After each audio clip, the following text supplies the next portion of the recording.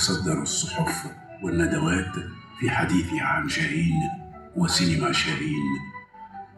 أما شاهين فقد سمك بمسماره عجلة الانطلاق للتجريبية للواقعية، فتجلت في كل أعماله، لا سيما أشدها خصوصية وذاتية.